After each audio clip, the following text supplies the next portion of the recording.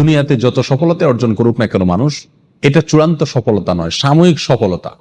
কিয়ামতের দিন যে ব্যক্তিকে জাহান্নাম থেকে দূরে সরিয়ে দেওয়া হবে, ওয়া উদখিলাল জান্নাহ, আর জান্নাতে প্রবেশ করায় দেওয়া হবে, বলা হবে যাও তোমার জান্নাতে এন্ট্রেন্সের প্রবেশের অনুমতি দেওয়া হলো, ফাকাদ ফাস, এই ব্যক্তি সবচেয়ে সফল হয়ে গেল।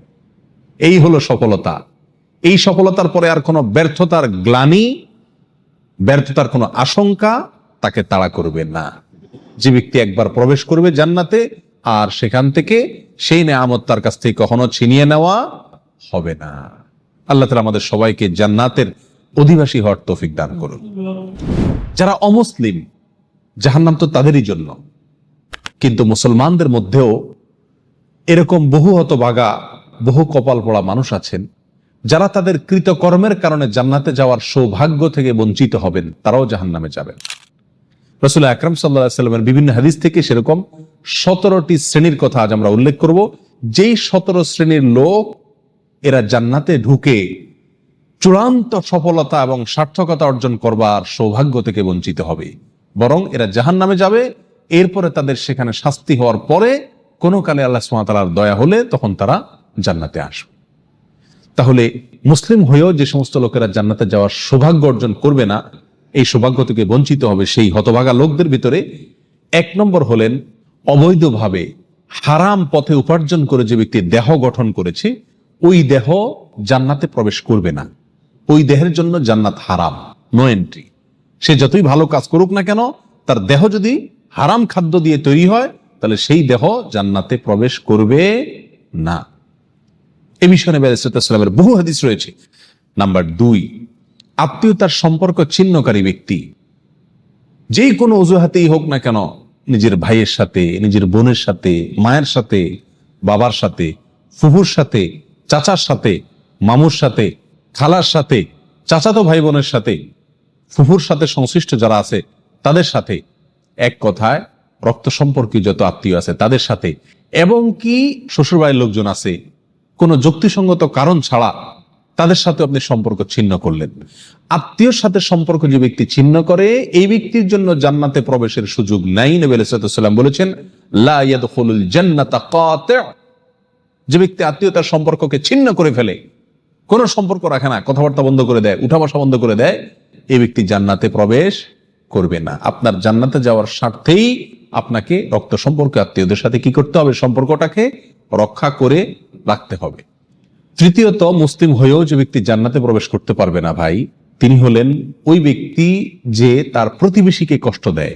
পাশের জমিনওয়ালার আইল ঠেলাঠেলি করে, পাশের বাড়ির লোকের ছাদের উপরে ময়লা ফেলে, জোরে সাউন্ড দিয়ে গান শুনে পাশের প্রতিবেশীর কষ্ট হয়। এক কথায় প্রতিবেশীকে যারা কষ্ট দেয়, এই লোকগুলো জান্নাতে যাবে না। এ বিষয়ে সহিহ মুসলিমের ভিতরে সুস্পষ্ট হাদিস রয়েছে, যে হাদিসের আলোকে জানা যাচ্ছে যে ব্যক্তি তার প্রতিবেশীকে কষ্ট দেয়, সে জান্নাতে প্রবেশ করতে পারবে না। অতএব আমার আশেপাশে যারা বসবাস করবে, প্রতিবেশী যারা থাকবেন, তাদের সাথে সম্পর্ক ভালো রাখার চেষ্টা করতে হবে। সম্পর্ক ভালো রাখতে পারেন আর না পারেন, অন্তত আপনার কোনো আচরণ দ্বারায়, আপনার কোনো কাজ দ্বারা যেন তাদের কোনো কষ্ট না হয়। নাম্বার 4, মা বাবার অবাধ্য সন্তান। যেই সন্তান তার মা বাবার ন্যায্য নির্দেশকে অমান্য করে, লঙ্ঘন করে, পাত্তা দেয় না, মানে না, এই সন্তানের জন্য জান্নাত নিষেধ। সে যত নেকামল করুক, সে যত ভালো কাজ করুক, যত নামাজ কালাম পড়ুক, কপালে দাগ ফেলায় দেখ, কোনো ফায়দা নাই, তার জান্নাতে যাওয়ার সুযোগ নাই যদি সে কি করে? মা বাবার নির্দেশকে লঙ্ঘন করে।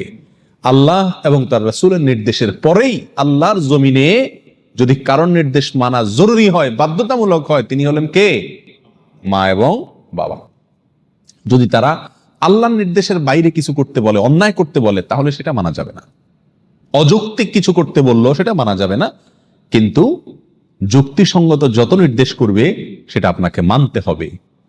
আর যদি সেটা মানা আপনার জন্য অসম্ভব হয়, আপনার সাধ্যের বাইরে কোনো কিছু নির্দেশ করে, তাহলে তো আর আপনার কিছু করার নাই। তবে কোনো অবস্থাতে ব্যবহার খারাপ করা যাবে না। মা বাবার সাথে যারা সম্পর্ক নষ্ট করে, তারা জান্নাতে যেতে পারে না। মুস্তাদরাক হাকিমের বিষয়ে হাদিস রয়েছে।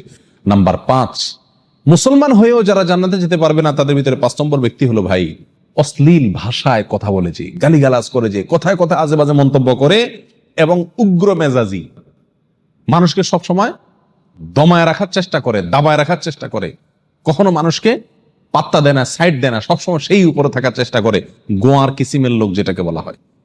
স্পষ্টভাবে হাদিসের ভিতরে এসছে যে এই শ্রেণীর লোক কি করবে না, জান্নাতে যাবে না। সুনান আবু দাউদ এবং অন্যান্য হাদিসের কিতাবে হাদিস রয়েছে। মুসলমান হয়েও যারা জান্নাতে যাবে না, সেই লোকদের মধ্য থেকে 6 নম্বর হলেন সেই সমস্ত শাসকেরা, সেই সমস্ত নেতারা যারা তাদের প্রজাদেরকে, যারা তাদের অধীনস্থ লোকদেরকে ধোঁকা দেয়। আজ দুনিয়ার কয়জন শাসক এর থেকে বাঁচতে পারবে সেটা আল্লাহ ভালো জানেন। বলেন একটা, করেন আরেকটা, নির্বাচনের আগে ওয়াদা করেন একটা, ধোঁকা দেন, পরে আর সেটা পালন করেন না।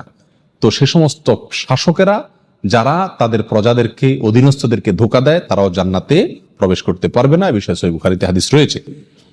7 নম্বর, মুসলমান হয়েও যে ব্যক্তি জান্নাতে যাবে না, সে হলো অন্যের সম্পদ যে আত্মসাৎ করে।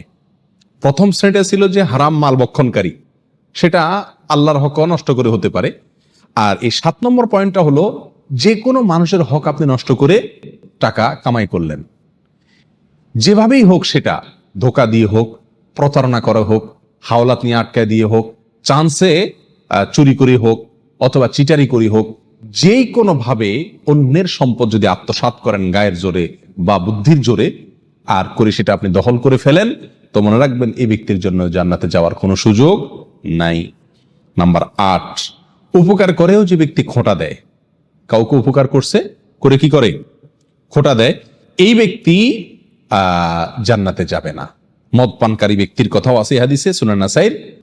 নাম্বার 9, চগলখোর ব্যক্তি। ভাই, চগলখোর যে ব্যক্তি এর কথা ওর কাছে লাগায়, ওর কথা এর কাছে লাগায়, সবার কাছে ভালো থাকার চেষ্টা করে, মুনাফিক কিসিমের লোক। এরা সমাজের সমস্ত ঝগড়া ফাসাদ লাগানোর ক্ষেত্রে মূল ভূমিকা রাখে। আল্লাহ মাফ করুন, এই চরিত্র আমাদের অনেকের ভেতরেই কম বেশ আছে। এই চগলখোর লোক জান্নাতে প্রবেশ করবে না, সহিহ মুসলিম হাদিসে রয়েছে। নাম্বার 10, অন্যের পিতাকে যে নিজের পিতা বলে পরিচয় দেয়। অনেক পালক পুত্র আছে নিজের জন্মদাতা বাবাকে বাবা হিসেবে পরিচয় দেয় না, যে লালন পালন করে তাকে বাবা হিসেবে পরিচয় দেয়। তো অন্যের পিতাকে যদি নিজের পিতা হিসাবে পরিচয় দেয়, এই ব্যক্তিও জান্নাতে প্রবেশ করবে না, এবং সহিহ বুখারীতে হাদিস রয়েছে, যদিও সে কি হয়, মুসলমান হয়। নাম্বার 11, অহংকারকারী, গর্বকারী যে ব্যক্তি খুব অহংকার করে, দাম্ভিকতা দেখায়, অহমিকা দেখায়, প্রদর্শন করে, অথবা মনে মনে নিজেকে খুব বড় মনে করে, এই কপাল পড়া যত ভালো মানুষই হোক, সে মুসলমান হয়েও কি করতে পারবে না, জান্নাতে যেতে পারবে না। নবী আলাইহিস সালাম বলেছেন। 12 নম্বর, যে ব্যক্তি মুসলিম হয়েও জান্নাতে যাবে না, জান্নাতে যাওয়ার সুযোগ থেকে বঞ্চিত হবে, সে ব্যক্তি হলো ওই ব্যক্তি যে ব্যক্তি রাসূলুল্লাহ সাল্লাল্লাহু আলাইহি সাল্লামের নাফরমান। রাসূলুল্লাহ সাল্লাল্লাহু আলাইহি সাল্লামের নির্দেশ জানার পরেও সেটাকে কি করে না, কেয়ার করে না। নাম্বার 13, মুসলিম হয়েও যে ব্যক্তি জান্নাতে যাবে না, সে ব্যক্তি হলো ওই মহিলা যে মহিলা অকারণে স্বামীর কাছ থেকে তালাক চায় কথায় কথায়। নাম্বার 14, মুসলিম হয়েও যারা জান্নাতে যাবে না, তারা হলো দুনিয়ার উদ্দেশ্যে যারা ইলম অর্জন করে।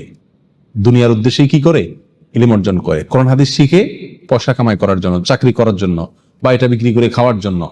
এই ধান্দা যদি ইলম অর্জন করে, তাহলে সে ব্যক্তিও জান্নাতে প্রবেশ করবে না। যদি কেউ দুনিয়াতে ইলম শিখে কিসের জন্য, দুনিয়ার কোনো ধান্দা, দুনিয়ার কোনো উদ্দেশ্যে, মানুষের কাছে বড় সাজবে, মানুষের কাছে মর্যাদা পাবে, সম্মান পাবে, মাওলানা সাহেব হবে, মুফতি সাহেব হবে, বক্তা সাহেব হবে, টাকা পয়সা কামাবে, দাওয়াত টাওয়াত খাবে, এই ধান্দা যদি কোনো মৌলবী হয়, কোনো মানুষের ইলম শিখে, তাহলে সে ব্যক্তিও জান্নাতে যেতে পারবে না। আল্লাহ তাআলা আমাদেরকে হেফাজত করুন। নাম্বার 15, যে ব্যক্তি মাথায় কালো কলব ব্যবহার করে, চুলের মধ্যে, দাড়ির মধ্যে পিওর কালো কলব, যেখানে কোনো প্রকার মেহেদি টেদির মিক্সও নাই, একেবারে পিওর কালো কলব ব্যবহার করে, এই ব্যক্তিও জান্নাতে যাবে না, সূরা নাসাইতে হাদিস রয়েছে। নাম্বার 16, রিয়াকারী ব্যক্তি, যে ব্যক্তি আমল করে, ভালো কাজ করে মানুষকে দেখানোর জন্য। বিশেষ করে আজ প্রিয় ভাইরা, অর্থনৈতিক যত ইবাদত আছে, এগুলোর ভেতরে উদ্দেশ্যের অসাধুতা প্রচন্ড পরিমাণে থাকে। আমরা এগুলো করি, অথচ ধান্দা থাকে মানুষ আমাকে বাহবা দিবে, আমাকে দানবীর বলবে, বা সবাই জানবে যে আমি দান টান করি, সবার কাছে আমি এটা ভালো সাজবো।